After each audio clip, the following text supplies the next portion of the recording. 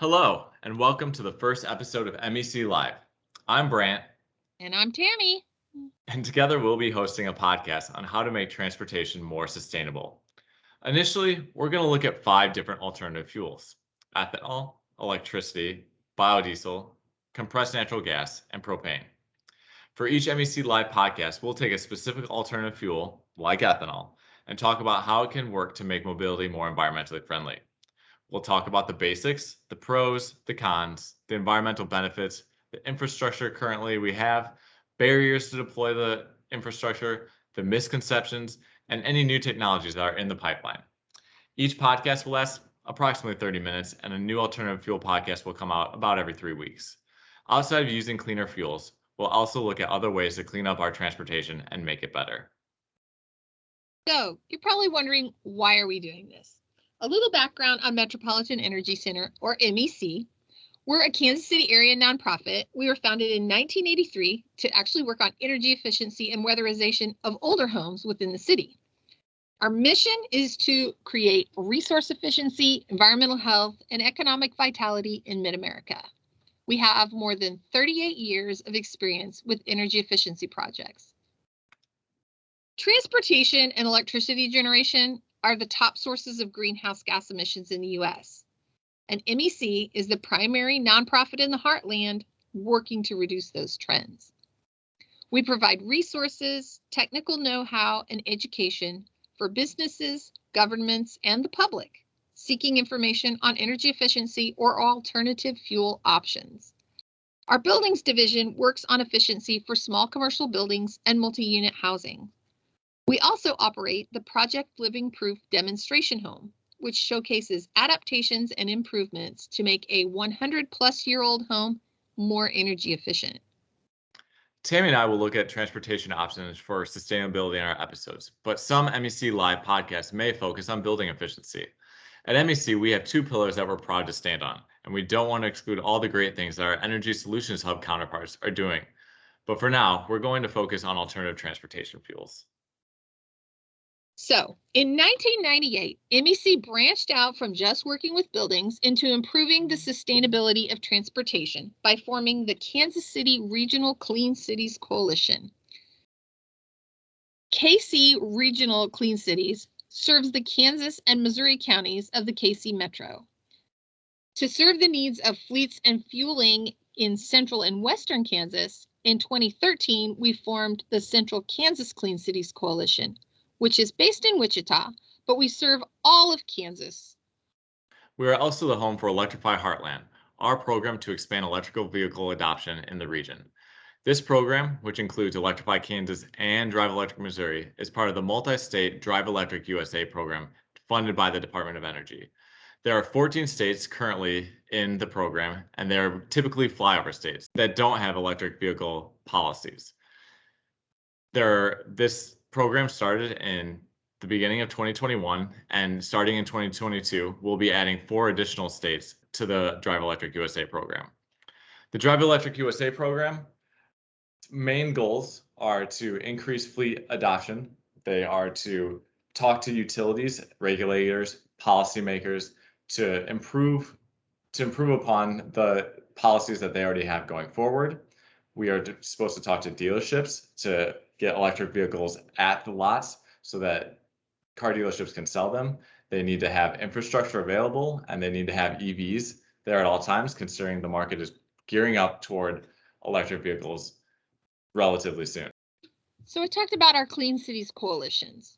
A little bit about Clean Cities. It's a program of the U.S. Department of Energy's Vehicle Technologies Office, but we are not a government agency. As I said, we're a freestanding nonprofit.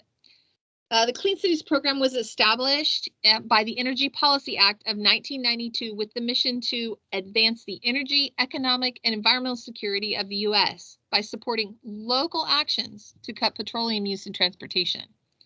And I emphasize local because we work within our community to create public and private partnerships that find the options that work the best for each fleet and for the way that they use their vehicles.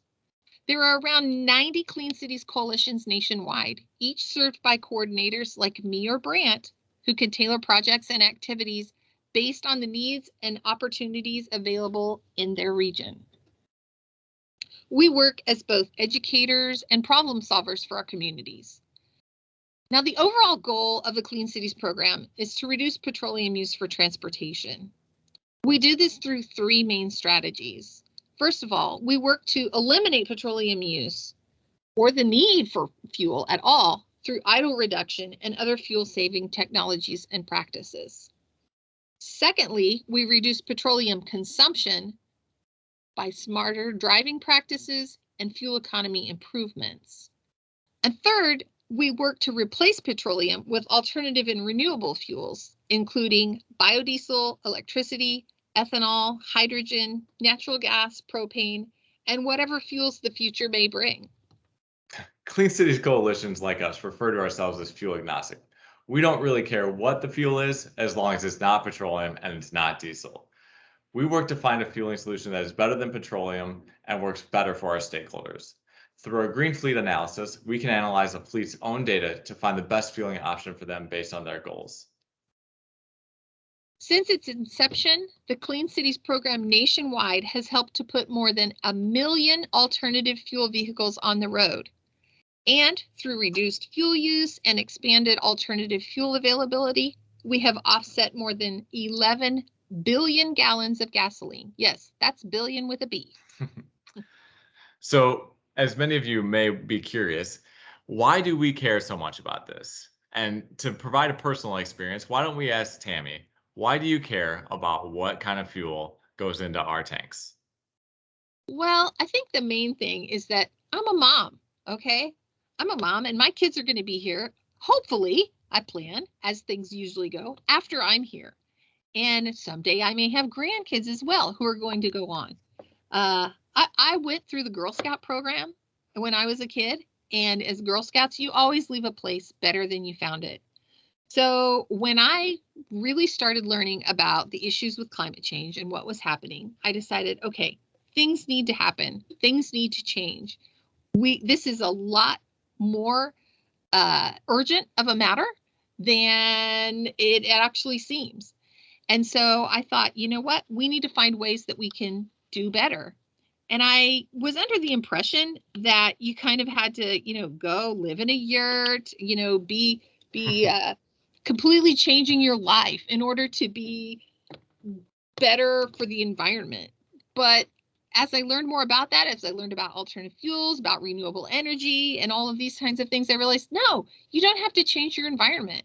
You don't have to you don't have to change your life to change the environment. You don't have to completely get rid of everything that you've been doing. You can still, be the mom and drive carpool, and your kids can play baseball, and you can, have your separate bathroom from your kids. You don't have to share, it's okay, but you just have to do it with cleaner energy.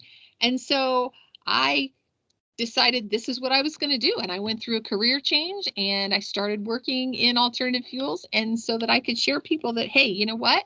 You don't have to change your life. Just change your fuel. So Brant, I know your story is kind of similar to mine. So why did you decide to do this? It is very similar in the fact that I had a career change. So working at MEC is the very first time that I've worked in alternative fuels. It's something that I've always been interested in, even back in college. My master's was in renewable energy, and it's because I care. There's a lot of things that we can do as humans to improve not only ourselves, but our environment around us. And it really seems that alternative fuels is a really easy way to go about it. If I have a gasoline car and I go to the gas station, I'm going to look to put in the gasoline that's it's going to be the cheapest, and it's also going to be the most environmentally friendly if you're going with E15. I care about our future. I want to make sure that I leave this place I want to leave this place better than I did when I begin with. And I know one of the biggest impacts that I can make as an individual is switching my fuel up. We know climate change is here. We know that we as humans have created it and have contributed to it significantly. And so it made a ton of sense to me to make a career change, knowing that if I go into the alternative fuel industry, I'm going to help make aware how easy it is to change your fuels, to change a small part of your life to make a big impact later on. So that's why I did it. That's awesome. So last month, the latest Intergovernmental Panel on Climate Change, or IPCC report, was released. The last one was in 2014. They come out about every 6 or 7 years. In 2014, the IPCC report was the main scientific driver to the Paris Agreement, which so many countries signed.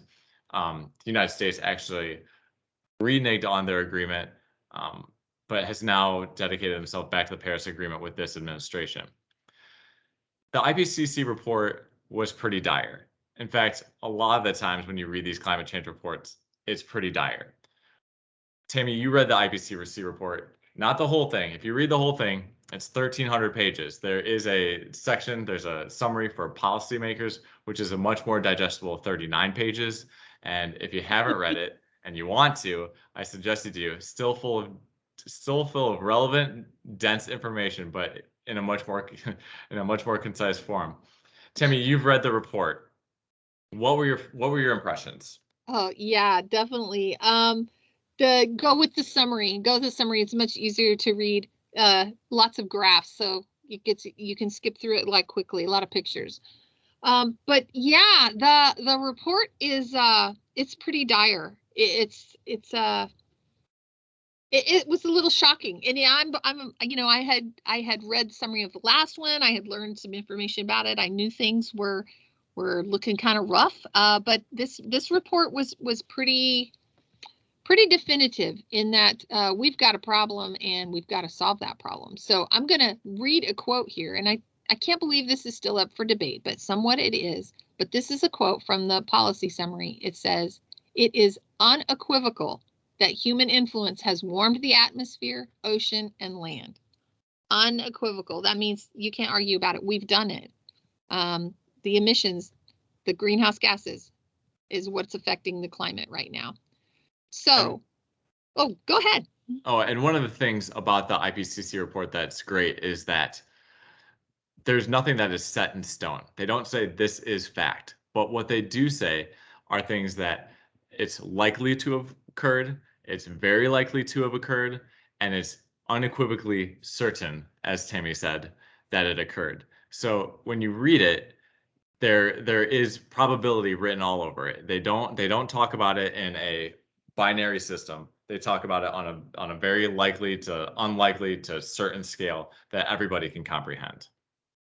Yeah, and that's what's great about it. I mean, because after all, these are projections, okay? They don't know what's going to happen in the future. They're not Nostradamus. So all they can do is look at the data that they have. They can analyze the data that we have, what has happened historically, what we can project out, and so they can give you the information of how certain they are on these projections. They can talk about in high confidence. High confidence, that means they're pretty certain this is exactly what happened. Medium agreement. Most of the scientists are agreeing that this is pretty much what has happened. I mean, these are the kind of statements you're going to get in this report, but it's really great, and it's good reading. The policy summary is the summary for policymakers. It's good reading because it's written in lay terms. I mean, let's face it, most policymakers are not scientists, and so they're not used to reading that scientific jargon. Yeah. Right, exactly. And so they want it in layman's terms. And so if you read this, it is in layman's terms. And it's a really easy way to digest it, because otherwise, yeah, that report, as you said, it's well over 1,000 pages. I don't know about you, but I don't have time to sit around and read a 1,000-page report.